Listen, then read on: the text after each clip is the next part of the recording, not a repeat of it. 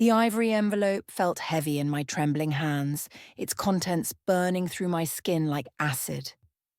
10 years of marriage, and this is what it had come to. Love letters from my husband to someone else, discovered in the false bottom of his antique desk drawer while searching for our anniversary photos. My name is Hannah, and I was about to throw a 10th wedding anniversary party that would go down in family history, just not for the reasons anyone expected. "Darling, have you seen my cufflinks?" Ethan called from upstairs, his voice carrying the casual tone of a man whose world wasn't about to implode. "Check your dresser," I replied, forcing steadiness into my voice while quickly sliding the letters into my purse. The catering staff bustled around me, setting up for tonight's celebration at our suburban home. The doorbell chimed, and I knew exactly who it was. My mother-in-law, Lacey, arriving early as always to help. She swept in without waiting for an invitation, her designer perfume announcing her presence before her voice did. "Hannah, dear, the flower arrangements are all wrong. I specifically told you roses, not lilies." She clicked her tongue, adjusting her pearl necklace. "I chose lilies because they're my favourite," I replied, straightening my spine. "It is my anniversary party, after all." Lacey's perfectly lined lips curved into a smile that never reached her eyes. "Oh, sweetie, still so provincial after all these years. When will you learn that presentation matters in this family?" Before I could respond, Ethan appeared, looking devastatingly handsome in his tailored suit. He kissed his mother's cheek, then mine, and I fought the urge to wipe my lips. "Everything looks perfect," he said, oblivious to the tension. "I need to make a quick call before guests arrive." As he stepped away, Lacey's mask slipped. She gripped my arm, manicured nails digging in slightly. "I know what you're planning." My heart stopped. "Excuse me?" "The divorce papers in your study. My lawyer, Rowan, saw them being drafted." Her voice dropped to a whisper. "Did you really think I wouldn't find out?" I pulled away, blood rushing in my ears. "You've been spying on me." "Protecting my son," she corrected. "I've spent 10 years watching you try to drag him down to your level. Did you think I'd let you destroy everything I've built? Everything you've built?" I laughed, the sound brittle. "You mean everything you've manipulated?" "Call it what you want." She adjusted her expensive jacket. "But remember this, I made Ethan who he is, and I can unmake you just as easily. I've done it before." The first guests were arriving, their voices drifting in from the foyer. Lacey's face transformed, social smile perfectly in place. "Shall we greet our guests, dear?" The next hour passed in a blur of faces and forced smiles. I watched Ethan work the room, charming everyone as usual while I clutched my purse containing both sets of damning papers, the love letters and the divorce documents. Clara, an elegant woman I'd only met twice at charity functions, approached me by the bar. "Quite the gathering," she said, studying me intently. "Though anniversary parties can be such revealing affairs, don't you think?" Something in her tone made me look closer. She glanced meaningfully at Lacey, who was holding court across the room. "Your mother-in-law certainly knows how to command attention." "She's had plenty of practice," I replied carefully. Clara sipped her champagne. "You know, I lost everything because of her once. My home, my reputation." She placed her card in my hand. "If you ever want to hear that story, call me." Before I could respond, Ethan clinked his glass for attention. "I'd like to make a toast to my beautiful wife." I stood there, watching him lie through his perfect teeth about love and devotion, while Lacey beamed proudly at her son. The letters burned in my purse and Clara's card burned in my palm. 10 years of trying to be good enough, of swallowing Lacey's subtle jabs, of ignoring the late-night calls and unexplained absences. Something snapped inside me. I stepped forward, champagne glass in hand. "I'd like to make a toast to." Lacey's eyes narrowed. Ethan's smile faltered slightly. "To truth," I said, my voice carrying across the suddenly quiet room. "And to karma. Because sometimes—" I locked eyes with Lacey. What goes around, comes around. I set down my untouched champagne and walked out of the room, leaving stunned silence in my wake. As I climbed the stairs to pack my bags, I heard Lacey's voice carrying up behind me. She's always been unstable, poor thing. I pulled out my phone and Clara's card, my hands steady for the first time all day. Enough playing nice, enough being the perfect wife. It was time to show them exactly what this unstable, poor thing could do. Let them eat their anniversary cake. I had bigger plans to serve up. I met Clara at a quiet cafe 3 days after the anniversary disaster. My hands wrapped around a steaming latte as she settled into the chair across from me, her elegant posture a stark contrast to my exhausted slump. "You look like you've been through hell," she said, skipping pleasantries. "Left my husband, moved into a hotel, and ignored 47 calls from Lacey." I managed a weak smile. "So yeah, pretty much hell." Clara's eyes softened. "Did he admit to the affair?" "Didn't have to. When I showed him the letters, he just—" I swallowed hard. "He said I drove him to it, that I wasn't sophisticated enough for his world. Guess who's been saying that for years?" "Lacey." Clara's mouth tightened. "That woman has a way of destroying lives while keeping her hands clean. Want to hear my story?" I nodded, and Clara leaned forward. 7 years ago, I owned a successful real estate agency. Lacey approached me about selling her late friend's estate. Said the friend had no family, that she was the executor. Clara's fingers drummed against her coffee cup. It was a lie. "What happened?" "The late friend wasn't dead. She was in a temporary coma. Lacey forged documents, rushed the sale through. By the time the woman recovered, her historic mansion had been sold for half its value to one of Lacey's shell companies. She flipped it for millions." My stomach churned. "Couldn't you fight it? Lacey had already spread rumors about my drinking problem, a problem I never had. Said I was negligent, sloppy with paperwork. Nobody would touch me after that. I lost my license, my reputation." Clara's voice hardened. "Everything I'd built over 20 years." The cafe door chimed and we both tensed as Vivian, Ethan's sister, walked in. She spotted us immediately. "Hannah." She approached our table, uncertainty in her steps. "Mum's been trying to reach you." "I'm sure she has." I straightened in my chair. Vivian glanced at Clara, then back to me. "Look, what happened at the party? Mum says you're having some kind of breakdown. Is that what she's saying?" I pulled out my phone, opened my photos. "Want to see what your brother's been up to? Or should I start with the evidence of your mother's real estate fraud?" Vivian's face paled. "What are you talking about? Ask Clara here about the Williams estate, or better yet, ask your mother about Desmond." "Desmond?" Vivian's voice cracked. "Mum's lawyer's assistant?" "Your brother's lover," I corrected quietly, "for the past 8 months." Vivian sank into an empty chair, her designer bag sliding to the floor. That's not possible. Ethan wouldn't—" "The same way your mother wouldn't forge documents. The same way she wouldn't destroy someone's business over a property deal." Clara's voice was gentle but firm. "I need a drink," Vivian muttered. "It's 10 in the morning," I pointed out. "Then I need several drinks." She ran a shaking hand through her hair. "Mom always said you weren't good enough for Ethan, but God, I never questioned it. Never questioned anything she did." Clara pulled out a business card. "I have copies of everything. The forged documents, the property transfers, the shell companies. Your mother's very good, but she's not perfect." "Why are you showing me this?" Vivian asked. "Because you deserve to know the truth," I said. "And because we're going to need your help." "Help with what?" "Justice," Clara said simply. "Or revenge. Depends on how you look at it." My phone buzzed. Another call from Lacey.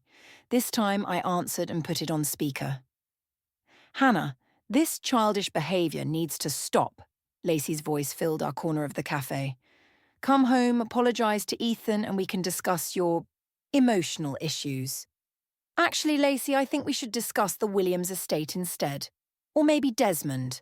I'm having coffee with some interesting people who'd love to chat about both." Silence crackled over the line. When Lacey spoke again, her voice was ice. "You're playing a very dangerous game, dear." "No, I'm done playing games. Ask Rowan to check his email in about an hour. I think he'll find some fascinating reading material. I ended the call and looked at Vivian, whose face had hardened into something I'd never seen before. The Williams estate, she said slowly. That was Mrs. Williams, my godmother. Mom told everyone she died. She recovered, Clara confirmed, lost everything while she was unconscious. Vivian stood up, shoulders straight. I want in. Whatever you're planning, I want to help. It could get ugly, I warned. It's already ugly. Vivian picked up her bag. Mom needs to learn she can't keep destroying people's lives. As she left, Clara raised an eyebrow at me. Well, that was unexpected. Good unexpected or bad unexpected? Good. Very good. Clara smiled, and for the first time I saw steel behind her elegance. Now, let's talk about what's in that email to Rowan. I pulled out my laptop, feeling more alive than I had in years. Let's start with the offshore accounts I found while cleaning out Ethan's desk. The law office lobby reeked of expensive leather and privilege. I sat across from Desmond, Ethan's not-so-secret lover, watching him fidget with his designer tie. I shouldn't be talking to you, he said, glancing nervously at the door. If Lacey finds out... Lacey already knows I'm here, I cut in. Just like she knows about you and Ethan. The question is, what else does she know? His face went pale. What do you mean? The offshore accounts, Desmond, the ones you've been helping her manage through the firm. Did you really think I wouldn't find the paperwork? Those accounts are legitimate, he protested weakly. I pulled out my phone, played the recording Clara had obtained. Lacey's voice filled the space between us. Make sure those transfers look clean. The Williams property money needs to disappear before anyone starts asking questions. Desmond's hands began to shake. Turn that off. There's more, I said, stopping the recording. Hours more. Clara's been very thorough. Clara Flores? His eyes widened. The realtor Lacey destroyed? The same. Turns out she's had years to gather evidence. She just needed the right motivation to use it. He stood abruptly, pacing the small meeting room. You don't understand. Lacey owns this firm. She owns half this city. One word from her and what? You'll lose everything. Like Clara did? Like I did? I leaned forward. Help us, Desmond. Or I'll make sure every dirty secret you've helped hide comes to light. Including your relationship with my husband, I added, watching him flinch. The door opened and Rowan, Lacey's personal lawyer, stepped in. His usual polished demeanour seemed frayed at the edges. This meeting is over, he announced. Desmond, you're needed upstairs. Actually, I stood, smoothing my skirt. Desmond was just about to tell me about the Cayman Islands accounts. Weren't you, Desmond? Rowan's face tightened. Mrs. Willis, you're treading on dangerous ground. No longer Mrs. Willis, I corrected. And the only dangerous ground here is the quicksand you're all standing on. How many other estates has Lacey stolen? How many lives has she ruined while you helped cover her tracks? These are serious accusations, Rowan said carefully. They're not accusations. I pulled out a USB drive. They're facts. Every transaction, every forged document, every accidental death or convenient coma. Clara kept receipts. Desmond sank back into his chair. She'll destroy us all. She already has, I replied. The question is, are you going to help us stop her or go down with her? My phone buzzed. A text from Vivian. Mom's on her way. She knows. Perfect timing. Think fast, gentlemen, I said, gathering my things. Lacey will be here in about 10 minutes. When she asks what we discussed, what will you tell her? Rowan's professional mask cracked slightly. What do you want? Everything. The truth about the Williams estate, the real estate scams, the affairs she arranged to break up marriages that stood in her way. I met his eyes, including mine. She orchestrated... Desmond's voice trailed off. Your relationship with Ethan? Of course she did. Needed someone controllable, someone who'd help hide her paper trail. 2 birds, 1 stone. The elevator dinged in the distance. Desmond stood quickly. I'll help, but I need protection. Done, I said. Clara's lawyer is expecting your call. Rowan stepped forward. You can't possibly think. Check your email, I cut him off. I sent you a preview of what goes public next week. Choose your side carefully, Rowan. I walked out just as Lacey stepped off the elevator, her face thunderous. She grabbed my arm as I passed. Whatever you think you're doing, she hissed, remember who you're dealing with. I pulled free, smiling. Oh, I know exactly who I'm dealing with. Say hello to Mrs. Williams for me. You know, your dead friend. She's having tea with Clara right now. Fascinating conversation. The colour drained from Lacey's face. Behind her, I saw Desmond slip into the stairwell, phone already at his ear. You're bluffing, Lacey said, but her voice wavered. Am I? Check the visitor's log at Cedar Grove Rehabilitation Centre. Mrs. Williams has had quite a few visitors lately. She's remembering all sorts of interesting things. I stepped into the elevator, held her gaze as the doors closed. Better hurry, Lacey. Your house of cards is starting to shake. My phone buzzed again. Clara this time. Desmond's lawyer just called. He's ready to talk. I smiled, remembering Lacey's words from my anniversary party. Everything she'd built was about to come crashing down, and this time she wouldn't be able to blame anyone else. The game was changing, and Lacey was finally learning what it felt like to be the prey instead of the predator. The Willis family's weekly Sunday dinner had always been Lacey's stage. Tonight, I was crashing her performance. You can't just walk in here, Ethan protested as I entered the dining room, Clara and Vivian flanking me. Actually, I can. I placed a thick folder on the mahogany table. Family dinner seems like the perfect time to discuss family business. Lacey sat at the head of the table, her face a mask of controlled fury. If this is another one of your desperate attempts, Mrs. Williams sends her regards, Clara interrupted smoothly, taking a seat. She's quite lucid now, remembers everything about the estate sale. The expensive china rattled as Lacey's hand jerked. Vivian, why are you participating in this ambush? Because it's time for the truth, Mom. Vivian's voice shook but held firm. All of it. I opened the folder, started laying out documents. Let's begin with the offshore accounts. Desmond was very helpful in explaining how they work. Ethan's face went white. You talked to Desmond? He sang like a bird, I confirmed. Seems he didn't appreciate being used as your mother's pawn. Or yours. That's enough, Lacey stood, but Clara pulled out her phone. Shall I play the recordings? Or should we start with the photos of you meeting with the doctor who conveniently declared Mrs. Williams unfit to manage her affairs? The room fell silent. Ethan stared at his mother. What is she talking about? Your mother arranged everything, I said quietly. The estate fraud, the affairs, all of it. She needed someone inside Rowan's firm to handle the paperwork. You and Desmond were just convenient tools. That's ridiculous, Ethan scoffed, but uncertainty crept into his voice. Vivian pulled out her own phone. Remember my friend Sarah? Her marriage fell apart last year. She pressed play, and Lacey's voice filled the room.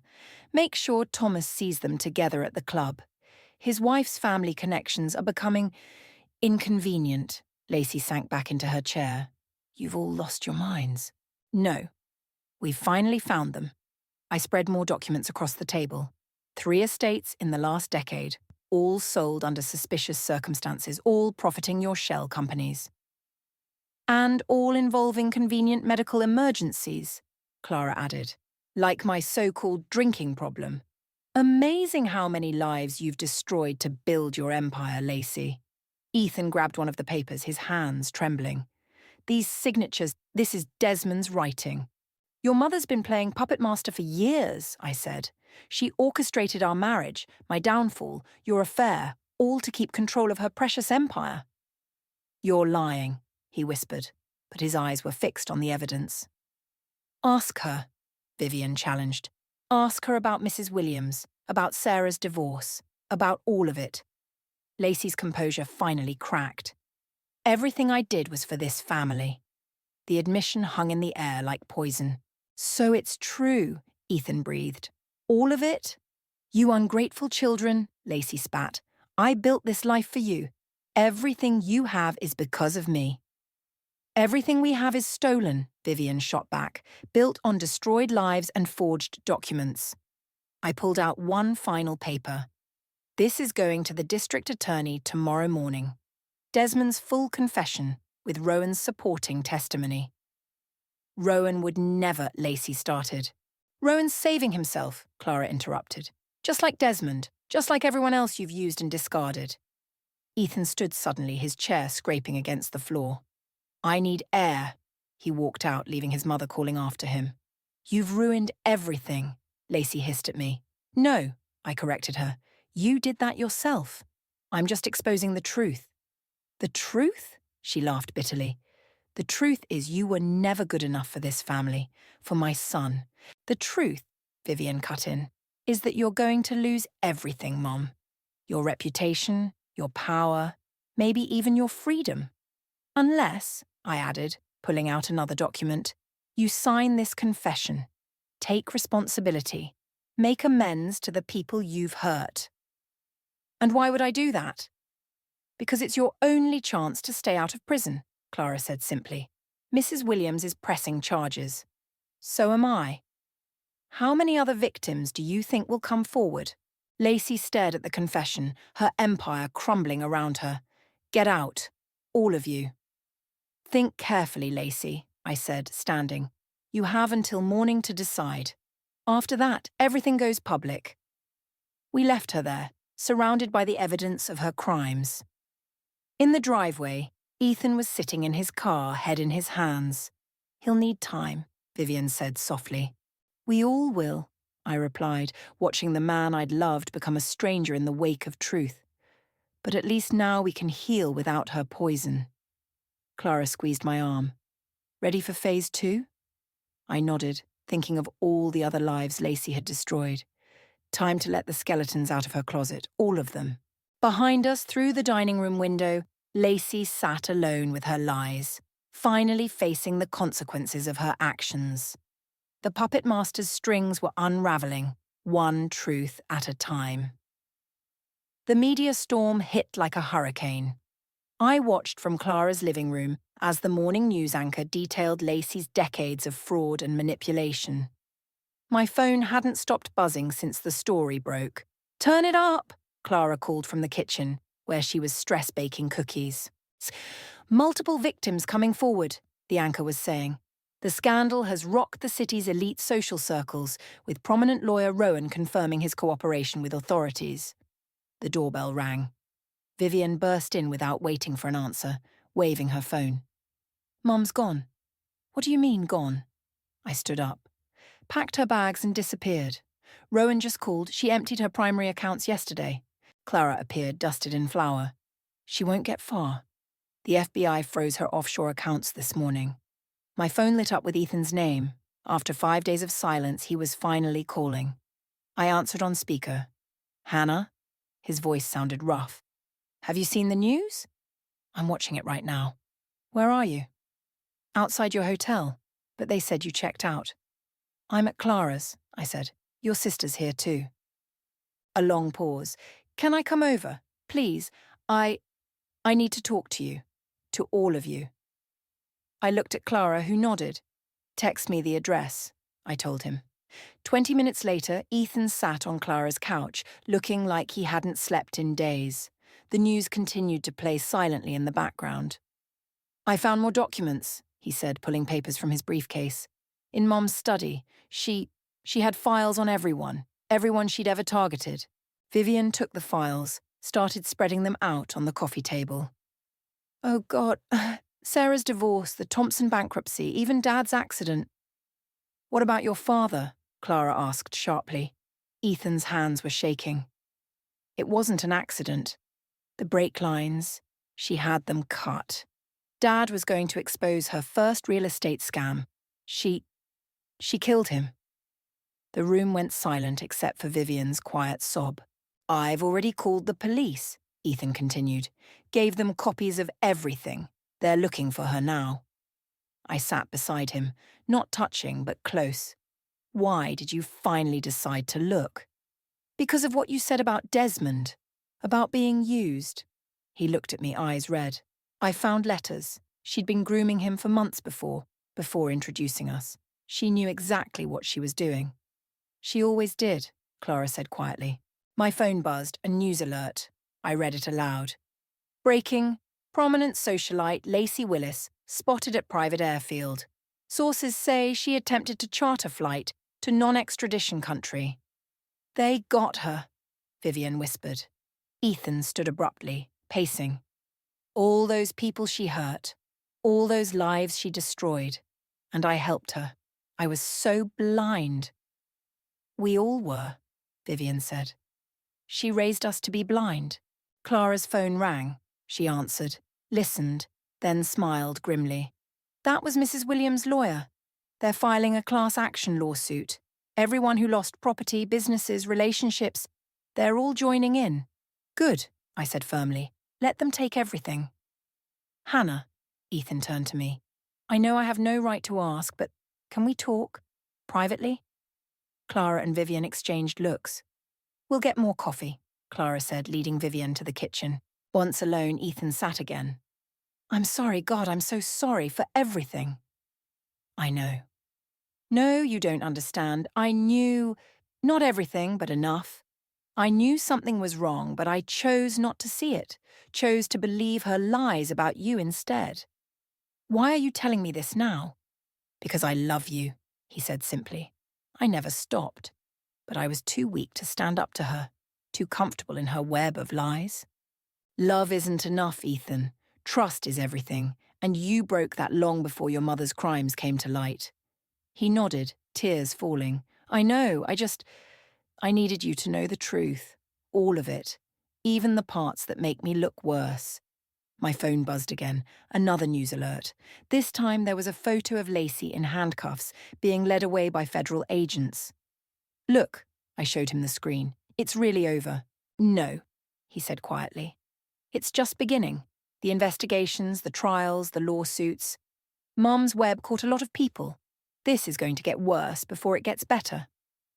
Clara and Vivian returned, carrying fresh coffee. So what now? Vivian asked, looking at the news photo. Now, Clara said, we make sure every single victim gets justice. No settlements, no deals, no hiding the truth. I looked at Ethan, saw the weight of revelation crushing him. Are you ready for that? To testify against your own mother? He straightened his shoulders, looking more like the man I'd first fallen in love with than he had in years. Yes, it's time to make things right. The news anchor's voice caught our attention. More victims coming forward by the hour. Authorities expect this to be one of the largest fraud cases in the state's history. We watched in silence as Lacey's empire crumbled on live television, each of us carrying different wounds, but united in our search for justice. The truth was finally having its day in the sun, and no amount of money or manipulation could stop it now. The courthouse steps were crowded with reporters when I arrived. 3 weeks had passed since Lacey's arrest, and today was her bail hearing. Clara met me at the security checkpoint, her usual elegance tempered by determination. Ready? She asked, handing me a coffee. As I'll ever be. I spotted Vivian near the courtroom doors, talking intensely with Desmond. How many victims showed up? 37 so far. Mrs. Williams is inside already. The bailiff called for order as we entered. Lacey sat at the defendant's table, somehow managing to make prison orange look designer. She didn't turn around, but I felt her awareness of our presence. All rise, the bailiff announced as the judge entered. What followed was a parade of testimonies that made my stomach churn. Sarah, Vivian's friend, described how Lacey orchestrated her divorce. 3 former business owners detailed their mysterious bankruptcies. Mrs. Williams, now in a wheelchair but sharp as ever, recounted waking from her coma to find her life's work stolen. Then came the bombshell. Your Honour, the prosecutor stood. We've received new evidence regarding the death of Robert Willis 12 years ago. Lacey's perfect posture finally cracked. Objection. Rowan was on his feet. This bail hearing isn't the place. The evidence suggests premeditated murder, the prosecutor continued, making the defendant a flight risk. The courtroom erupted. Ethan, sitting in the back, put his head in his hands. Vivian gripped my arm so hard it hurt. Order! The judge's gavel crashed down. Mr. Rowan approached the bench. As they conferred, my phone buzzed. A text from an unknown number. Back door. Now. Important. I showed Clara, who nodded. Go. I'll text if anything happens. In the hallway, I found a young clerk fidgeting by the service entrance. Are you Hannah? Yes. What's this about? He handed me a thumb drive. Ms. Willis had this in her cell. Tried to flush it when they moved her this morning. Tech team recovered the data. My hands shook as I took it. What's on it? Everything. Account numbers, blackmail material, recordings. She kept receipts of her own crimes. Back in the courtroom, I slipped the drive to the prosecutor's assistant. Within minutes, it reached the judge. In light of new evidence, the judge announced, bail is denied. The defendant will remain in custody. Lacey finally turned around, her eyes finding mine. The look she gave me wasn't hatred. It was something worse. Recognition. She saw herself in me, in what I'd done to bring her down. It chilled me to the bone. During the recess, Ethan found me in the corridor. Hannah, wait! Not now, I started, but he grabbed my hand. Hey, please. There's something you need to know. He looked haunted. About Dad's accident. I found more proof in Mom's old emails. She made me the beneficiary of his life insurance 2 days before. She set you up as her alibi, I realized. I was 19, so proud to be handling the family business while Dad was gone. His voice cracked. She used my signature, my account, made me an unwitting accomplice to my own father's murder. Before I could respond, Clara rushed up. They're reconvening. You both need to see this. Back inside, the prosecutor was connecting a laptop to the courtroom's display system. Your Honor, the contents of this drive prove conspiracy to commit murder, multiple counts of fraud, and an ongoing criminal enterprise spanning 15 years. The first document appeared on screen, a detailed plan for Robert Willis's accident, complete with payments to the mechanic who cut the brake lines. Lacey stood up suddenly. I want to make a statement. Ms. Willis, her lawyer warned, but she waved him off. You all think you're so clever, she announced to the courtroom. So righteous. But everything I did for my family. To build something lasting. Something powerful. You built it on corpses, Vivian called out, her voice breaking. I built it on weakness, Lacey corrected. The weakness of people like her. She pointed at me. People who trust, who believe in fairness and justice. The world isn't fair. I just played by its real rules. The real rules? Mrs. Williams wheeled forward. The real rules say you're going to prison, Lacey, for a very long time. The judge gavelled for order, but Lacey wasn't finished. You think this is over? You think you've won? She laughed, a hollow sound. I still have friends. Powerful friends. This isn't the end. No, I agreed, standing up. It's not the end. It's just the beginning of your consequences. The bailiffs led her away, but her laughter echoed in the courtroom. Clara squeezed my shoulder. Don't let her get to you. She's desperate. Desperate people are dangerous, Ethan said quietly. Looking around the courtroom at all the lives Lacey had touched, destroyed, rebuilt, and destroyed again, I knew he was right. This victory felt hollow, unfinished, because somewhere in that laughter, in those final threats, was a promise. Lacey might be going down, but she was determined to drag as many people with her as she could, and something told me she had one last card to play. The call came at 3 a.m., 1 week after the bail hearing. Vivian's voice was frantic. Turn on the news. Now. I fumbled for the remote and my TV flickered to life. The headline made my blood run cold. Massive data leak exposes city's elite. Lacey's insurance policy just went live, Vivian said. Every dirty secret, every backroom deal, every corrupt official, it's all online. My doorbell rang. Clara stood outside, laptop under her arm, looking grimmer than I'd ever seen her. We have a problem. She set up her computer on my kitchen table while Vivienne arrived, still in her pajamas. The website was simple, a searchable database of documents, emails, and recordings. She had dirt on everyone, Clara explained, scrolling through names. Judges, politicians, business leaders, anyone who ever crossed her path. Look, Vivian pointed at the screen, Dad's old business partners, the ones who helped cover up his death. My phone buzzed. Ethan, have you seen it? The part about us? What part about us? I asked, but then Clara found it. There, in black and white, was every detail of how Lacey had orchestrated my marriage to Ethan. The carefully planned chance meetings, the manipulated circumstances, even payments to people who'd steered us together. She turned our entire relationship into a business transaction, I whispered. The doorbell rang again. This time it was Desmond, pale and shaking. She exposed everyone, every client, every deal, every secret. Including yours? Vivian asked gently. He nodded. Including the fact that she blackmailed me into seducing Ethan. She had photos of me. From before, when I was desperate for money. My phone kept buzzing. Journalists probably, wanting comments. The news showed crowds gathering outside the police station demanding arrests.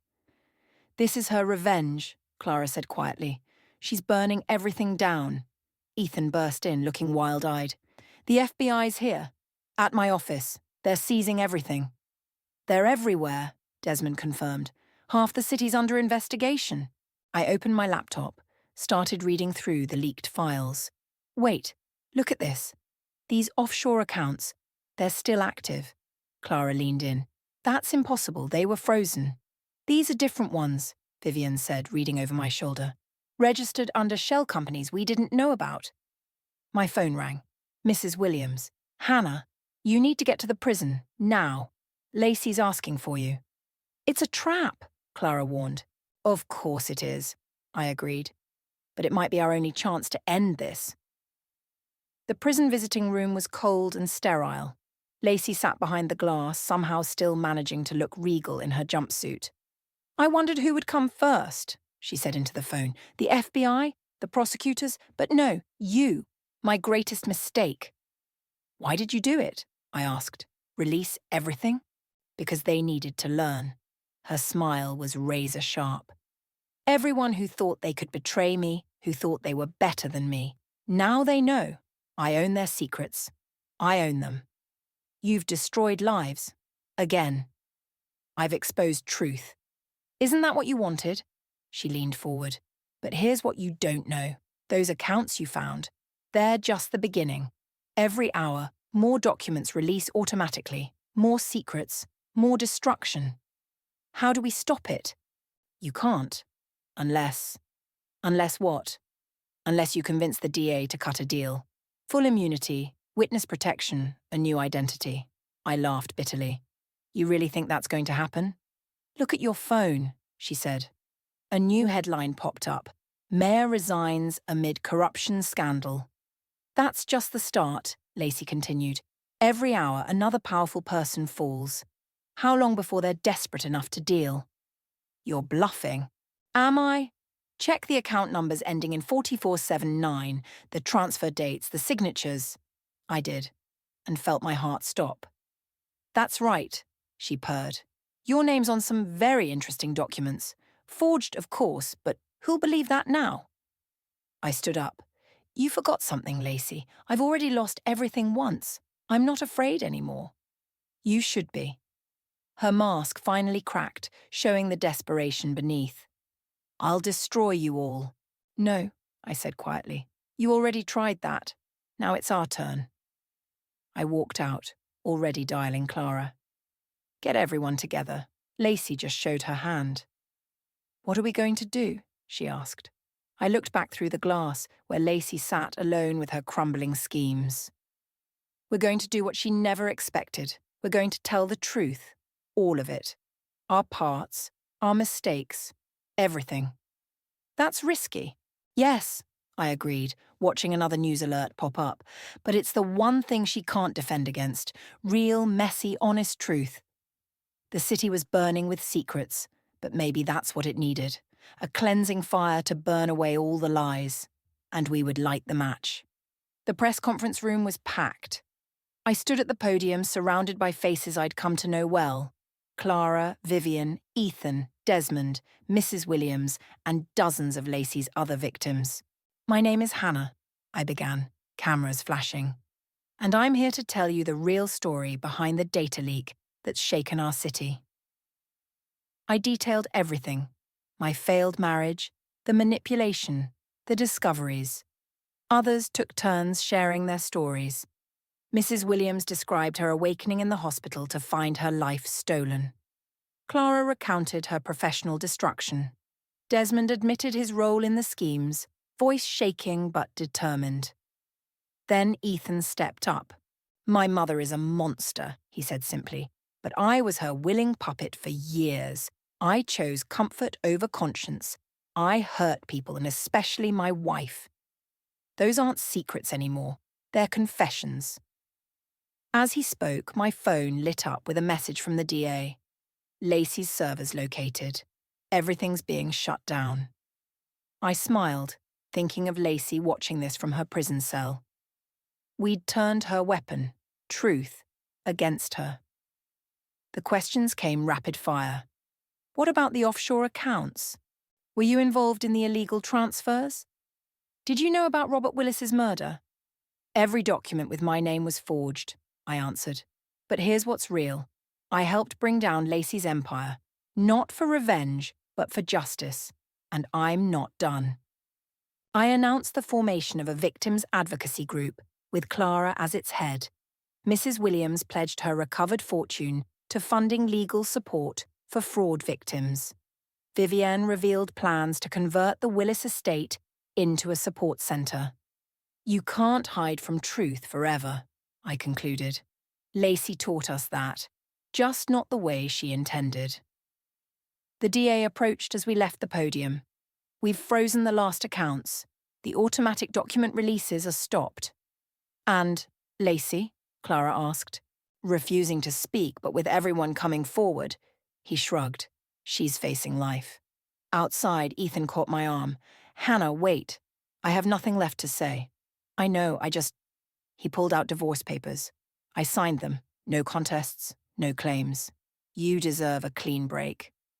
I took them, feeling lighter. "Thank you. I loved you," he said quietly. That part wasn't a lie, just everything else. Sometimes love isn't enough. Vivian appeared, linking her arm through mine. "Ready? The support centre planning committee is waiting." I looked at Ethan one last time. He nodded, understanding. Some bridges can't be rebuilt. At the Willis estate, now empty of Lacey's poisonous influence, Clara was directing renovations. "The first victims support group meets next week," she announced. "We already have 40 people signed up." 50, Mrs. Williams corrected, wheeling in. The mayor's resignation sparked a new wave of fraud revelations. People need help navigating the aftermath. I wandered to Lacey's old study, now stripped of its expensive artwork. On the bare desk sat a single newspaper. "Willis Empire falls, victims rise from ashes." My phone buzzed. A prison call.